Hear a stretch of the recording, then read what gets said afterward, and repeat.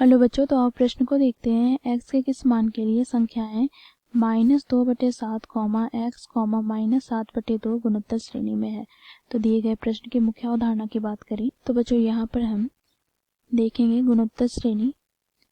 तो यदि गुणोत्तर श्रेणी का प्रथम पद a और सार्वनुपात r हो, दूसरा पद क्या हो जाएगा a गुनी r, तीसरा पद a गुनी r का वर्ग, चौथा पद a गुनी r की घात 3। इसी प्रकार बच्चों n पदों तक। तो यहाँ पर हमें प्रथम पद यहाँ पर a1 बराबर क्या दे रखा है, तो a।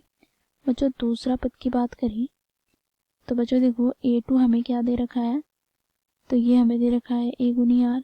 तीसरा पद क्या हो जाएगा, तो बच्चों देखो तीसरा पद हो जाएगा a3 जो कि हो जाएगा a गुनी r का वर्ग।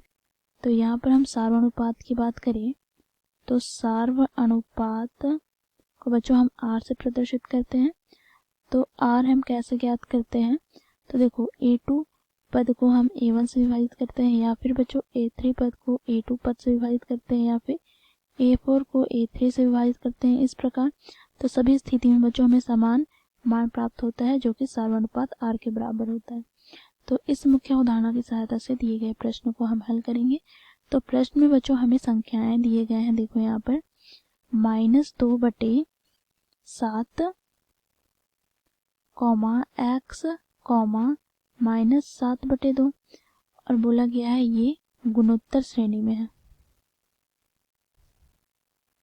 अब यहाँ पर हमें क्या करना है, तो पहला पद अर्थात प्रथम पद की बात करें, अर्थात a1 हमें क्या दे रखा है, तो -2/7। अब a2 की बात करें अर्थात दूसरा पद क्या हो जाएगा, तो ये हो जाएगा x, और a3 अर्थात तीसरा पद की बात करें तो -7/2।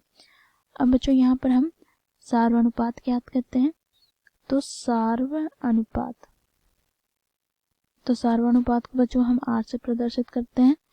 तो r हम कैसे ज्ञात करते हैं, तो दूसरे पद को हम प्रथम पद से विभाजित करते हैं, या फिर तीसरे पद को दूसरे पद से, या इसी प्रकार चौथे पद को तीसरे पद से।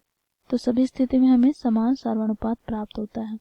तो यहाँ से बच्चों अब हम मान रखेंगे, तो यहाँ से हमें प्राप्त क्या होगा, तो a2 क्या है, तो देखो x बटे में a1 क्या है, तो -2/7।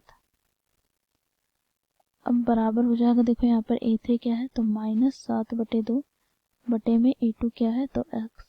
बच्चों इसे हम सरल कर लेते हैं, तो ये 7 ऊपर चला जाएगा, तो यहाँ से हमें प्राप्त हो जाएगा -7x बटे में 2 बराबर यहाँ पर हमें प्राप्त क्या होगा, तो देखो यहाँ पर ये जो 2 है वो बटे के नीचे आ जाएगा, अर्थात यहाँ से हमें प्राप्त हो जाएगा -7/2x।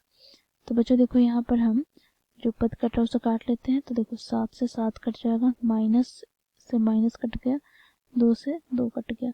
तो यहाँ पर हम देखेंगे तो हमें x का स्क्वायर बराबर प्राप्त हो गया 1 के, अर्थात यहाँ से हम कह सकते हैं x -1 बराबर 0, अर्थात यहाँ से बच्चों देखो x -1 गुनी x प्लस 1 बराबर 0 हो जाएगा, क्योंकि हम सूत्र के अनुसार जानते हैं a square minus b square बराबर होता है a माइनस बी गुनी a प्लस बी। तो यहाँ से हमें प्राप्त क्या हो गया, तो देखो x -1 बराबर 0, या फिर बच्चों x प्लस 1 बराबर 0।